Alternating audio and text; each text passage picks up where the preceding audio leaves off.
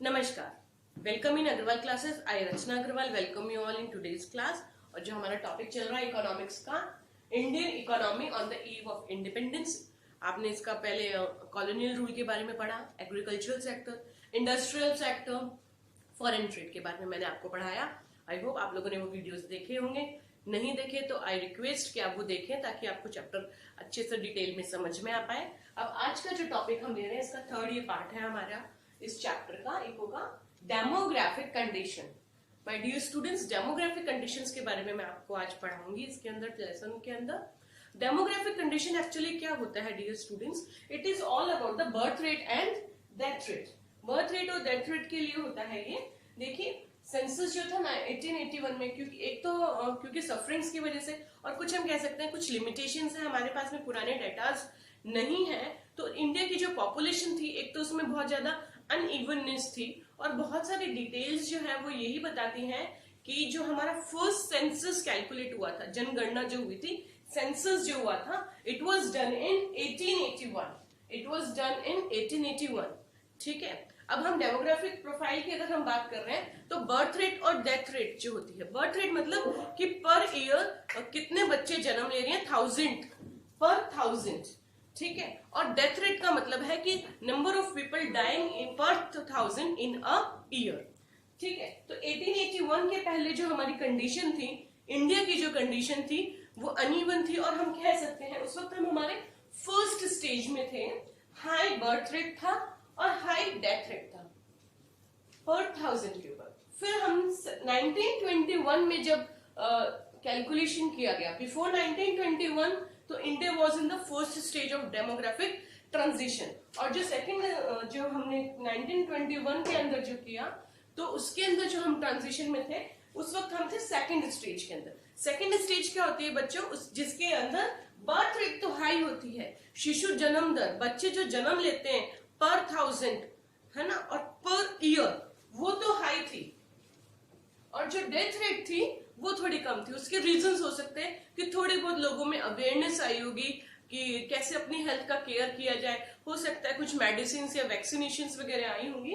तो 1921 के अंदर इंडिया जो था, उसने अपना सेकंड स्टेज शुरू किया, मतलब कि बर्थ रेट तो इंप्रूव हुई और डेथ रेट जो हाई थी और डेथ रेट जो थी वो लो हुई, है ना।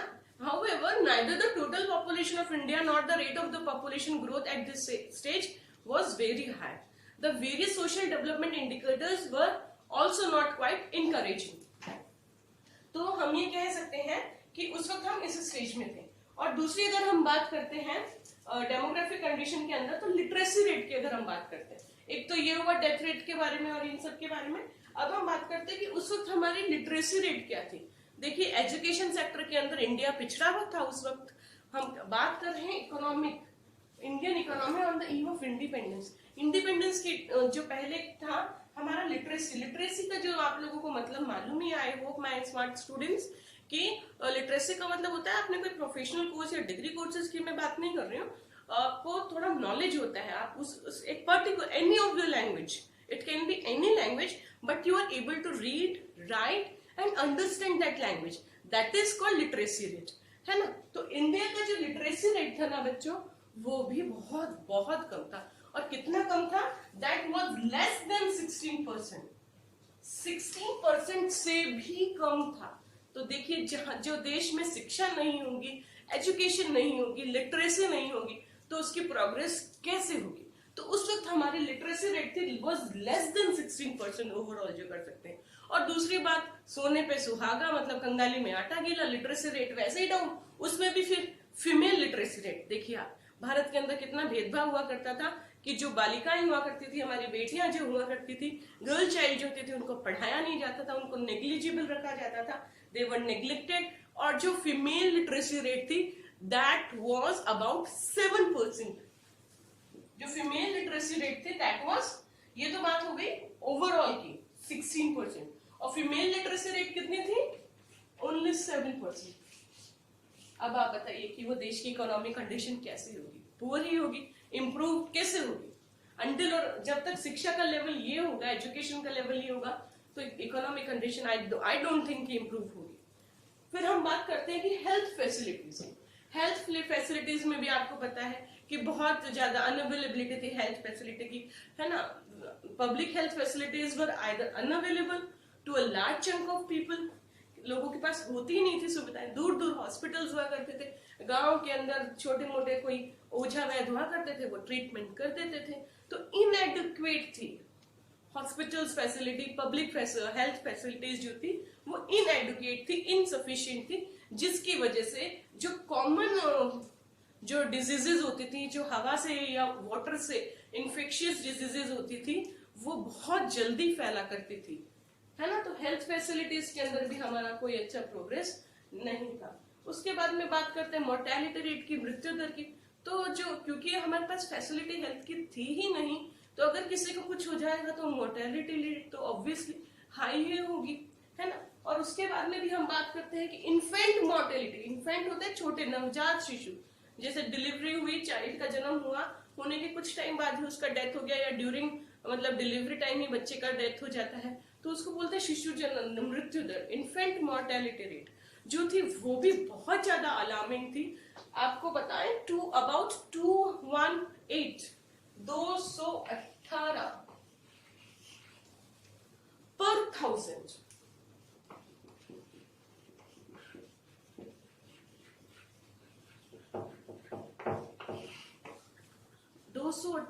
पर 1000 जो थे स्टूडेंट चिल्ड्रन, जो शिशु थे, वो मतलब उनकी मोर्टेलिटी रेट थी।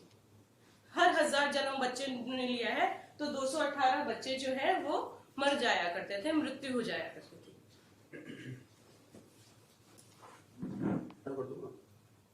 तो इन्फेंट मोर्टेलिटी की ये बात हो गई है, और आज के तारीख में जो है वो 40 पर 1000 है। आज के करंट प्रोफाइल के अंदर हम बात करते हैं तो वो है प्रेजेंट इन्फेंट मोर्टेलिटी रेट जो है वो 40 पर 1000 है। लाइफ एक्सपेक्टेंसी, हम लोग पढ़ रहे हैं डेमोग्राफिक कंडीशन, लाइफ एक्सपेक्टेंसी जो थी वो भी बहुत ज्यादा कम थी। जैसे आज हम मानते हैं कि एक एवरेज एज भारतीय इंसान की जो हम मानते हैं 65 या 68 इयर्स मानते हैं, 68 इयर्स अगर हम आज के तारीख में लाइफ एक्सपेक्ट करते हैं कि अगर कोई किसी की उम्र है तो हम एवरेज एज कैलकुलेट करते हैं तो 68 आती है। उस वक्त जो हमारी लाइफ एक्सपेक्टेंसी थी वो भी लो थी, दैट वाज 44। तो क्योंकि हमारे पास कोई रिलायबल डेटास तो है नहीं, बट फिर भी जो हमारे पास डेटास है उनसे हम लोगों को ये अवेलेबल हुआ है। और जो नेक्स्ट जो चीज थी वो थी पॉवर्टी।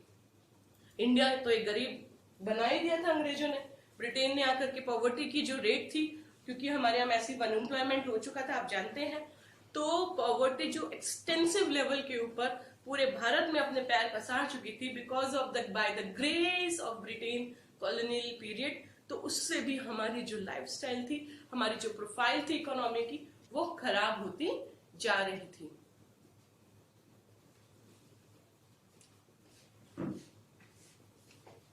ऑक्यूपेशनल स्ट्रक्चर की अगर हम बात करते हैं तो ऑक्यूपेशन का मतलब होता है कि हमारे पास क्या मतलब लाइवलीहुड अर्न करने के लिए हुआ करता था।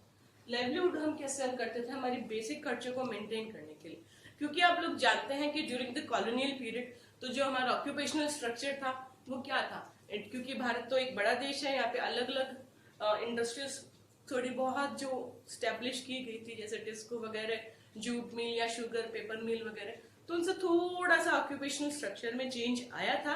बाकी तो ऑक्यूपेशनल स्ट्रक्चर के अंदर कोई एक्सपेक्टेशन वाली बहुत ज्यादा इंप्रूवमेंट वाली बात नहीं थी।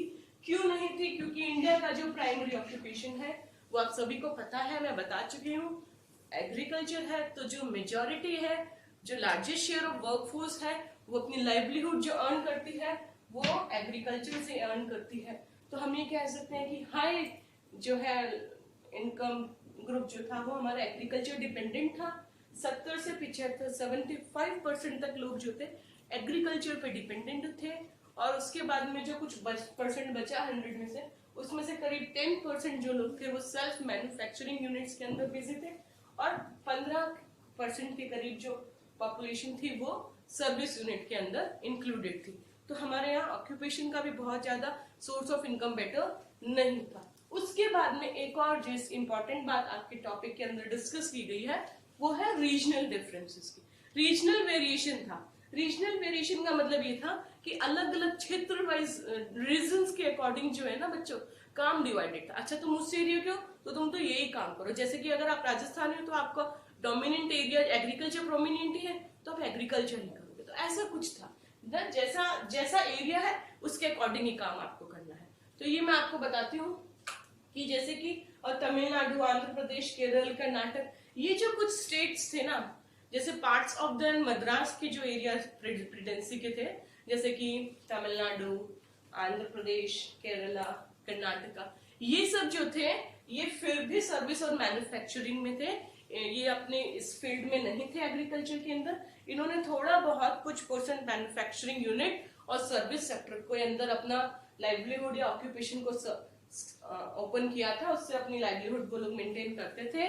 और जबकि पंजाब, राजस्थान, उड़ीसा, ये जो कंट्रीज थी, ये जो स्टेट्स थे, सॉरी बच्चों, ये जो थी वर्कफोर्स वो बेसिकली एग्रीकल्चर के ऊपर ही डिपेंडेंट थी। इनका जो शेयर था एग्रीकल्चर का ही था, ये लोग एग्रीकल्चर से ही अपनी लाइवलीहुड को अर्न करते थे। तो इस तरीके से आपने आज पढ़ा है ऑक्यूपेशनल स्ट्रक्चर, उसके बारे में बताया गया है कि एग्रीकल्चर डिपेंडेंट ही था, बहुत कम परसेंट जो लोग थे वो सर्विस सेक्टर और मैन्युफैक्चरिंग सेक्टर के अंदर थे। उसके अंदर भी रीजनल वेरिएंस था कि राजस्थान, उड़ीसा, पंजाब जैसे क्षेत्र के लोग, जो एरिया के लोग थे वो एग्रीकल्चर डिपेंडेंट थे, और ये जो मद्रास साइड के कुछ स्टेट्स आप कह सकते हैं साउथ इंडिया के, वो सर्विस और मैन्युफैक्चरिंग यूनिट में इंक्लूडेड थे। तो आई होप आप लोगों को ये मेरा डेमोग्राफिक जो प्रोफाइल के बारे में मैंने आपको बताया वो, और ऑक्यूपेशनल स्ट्रक्चर के बारे में बताया India on the eve of independence के अंदर, आप लोगों को पसंद आया होगा। Like, comment, share and subscribe जरूर करें। नमस्कार, धन्यवाद।